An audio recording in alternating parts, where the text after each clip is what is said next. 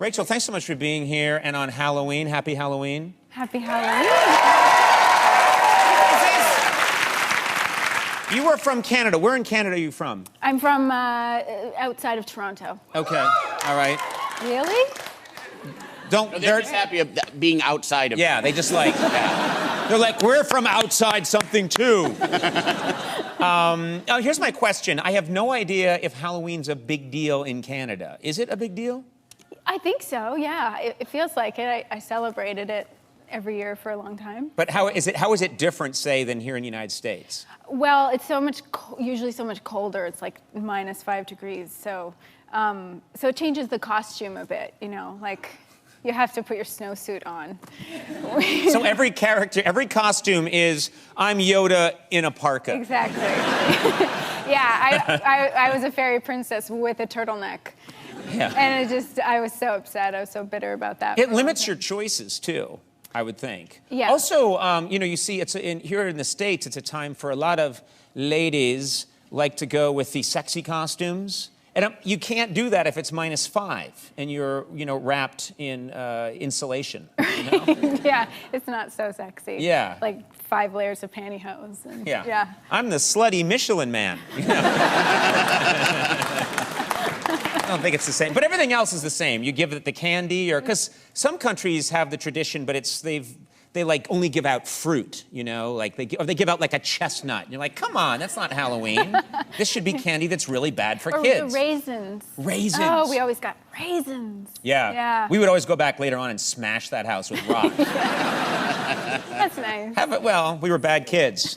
Now, I would talk about a place that's really nice to hang out. You are now shooting a movie in Hawaii, is that right? Yes, yeah, it's really... That's got to be fantastic. It's pretty great, yeah. I mean, the ocean is right there every day, and I go out and swim, and, it's beautiful. I mean, I was swimming every morning. Mm-hmm. Because I was so jet lagged coming from Toronto, they're 6 hours behind in Hawaii, so I was getting up at like 4 in the morning going, okay, well, I guess I'll go for a swim. And so I'd wait until like 6, till the sun was coming up. What a beautiful time to go for a dip. Yeah. And I was on a really busy beach in Waikiki. There's people everywhere, and no one's in the water. And I was like, this is so strange. I mean, it's lovely to have the ocean to myself, and then Bradley Cooper and I were talking about it the other day, because he's shooting the film. I'm not just saying, right. He's shooting the film. You're not name dropping. Because I just saw Bradley Cooper this morning, He stayed over at my place. Whatever. But anheanyway, so what did he say? Yeah, and he said, I've been going for these sunset swims, and I've noticed there's no one in the water. So anyway, I'd heard about shark attacks in Hawaii, and it suddenly dawned on me, is it feeding time for sharks? When is the feeding time?